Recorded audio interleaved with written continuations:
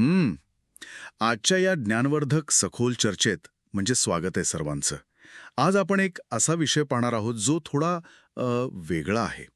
आजचा आपला मुख्य स्रोत आहे echoes of Ravana lessons on ego and impermanence. हो. आणि या स्रोताच्या आधारे आपण प्रामुख्याने समर्थ रामदास स्वामी यांनी रचलेल्या मनाचे श्लोक यातील 13व्या श्लोकाचं सखोल विश्लेषण करणार आहोत. अगदी बरोबर. आणि या चर्चेचा मुख्य उद्देश हाच आहे की म्हणजे 17व्या शतकातला हा श्लोक आधुनिक काळातील अहंकार आणि यशाची नश्वरता याबद्दल कोणता आरसा दाखवतो हे पाहायचं आहे. सोबतच मानवी मानसशास्त्र किंवा सायकोलॉजीच्या दृष्टिकोनातून हा श्लोक आजच्या काळात किती अचूक लागू पडतो हे सुद्धा उलगडून दाखवणे हा यामागचा हेतू आहे. नक्कीच. म्हणजे येथे एक अतिशय रंजक गोष्ट समोर येते. आपण श्लोकाच्या सुरुवातीच्या ओळी पाहिल्या तर त्यात म्हटलंय, मना सांग पा रावणा काय झाले, आणि लगेच पुढची ओळ येते, अकस्मात ते राज्य सर्वई बुडाले. हो, म्हणजे रावण हा केवळ एक खलनायक नव्हता, तो एक खूप मोठा विद्वान होता. अतिशय पराक्रमी राजा होता तो. हो, पराक्रमी होता आणि प्रचंड संपत्तीचा मालक होता. आजच्या भाषेत सांगायचं तर तो त्या काळातला एक मोठा बिलियनियर होता. सर्व काही होतं त्याच्याकडे. चक्रावून टाकणारा आहे ना हे. एवढा बुद्धिमान माणूस सर्वस्व कसा गमावू शकतो?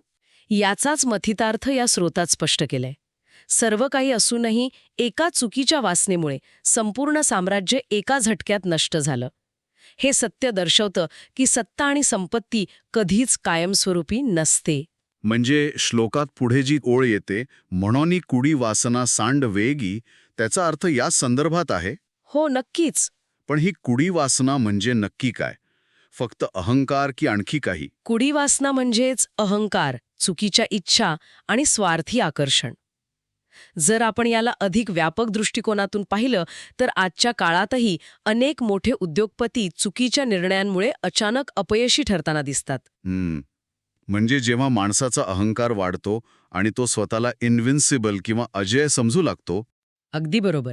तिथेच त्याचं पतन सुरू होतं. त्याला वाटतं की आपल्याला कोणीच हरवू शकत नाही आणि मग तो वास्तवापासून दुरावतो. म्हणजे आपण सध्याच्या हसल कल्चरमध्ये ज्याला ॲम्बिशन म्हणतो, ती कधीकधी कुडी वासना बनू शकते. आणि याच संदर्भात श्लोकाची शेवटची ओळ खूप काही सांगून जाते. बळे लागला काळ हा पाठी लागी. हो, काळ प्रत्येकाच्या मागे लागलेला आहे. याचा मानसशास्त्रीय दृष्टिकोन खूप रंजक आहे. तो कसा? काळ कुणाचीही वाट पाहत नाही, त्यामुळे अहंकारात जगून वेळ वाया घालवणं अत्यंत धोक्याचे आहे. म्हणजे सत्तेत असलेल्या माणसाला वाटतं की तो वेळेवर नियंत्रण मिळवू शकतो, पण तसं नसतं. हो, म्हणूनच दीर्घकालीन यशासाठी आत्मनियंत्रण आणि नम्रता या 2 गोष्टी सर्वात महत्त्वाच्या आहेत. ह्युमिलिटी आणि सेल्फ कंट्रोल. हो, तुम्ही यशाच्या शिखरावर असतानाही पाय जमिनीवर ठेवणं आवश्यक आहे. हाच सर्वात मोठा धडा या विश्लेषणातून मिळतो. नक्कीच. यावरून अंतिम सार हेच निघतं की रावणासारख्या बलवान राजाचे जर पतन होऊ शकते, तर सामान्य मानवाने अहंकार आणि वाईट वासना त्वरित सोडायला हव्यात. अगदी.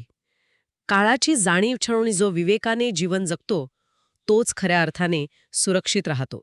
खूपच छान चर्चा झाली आजची.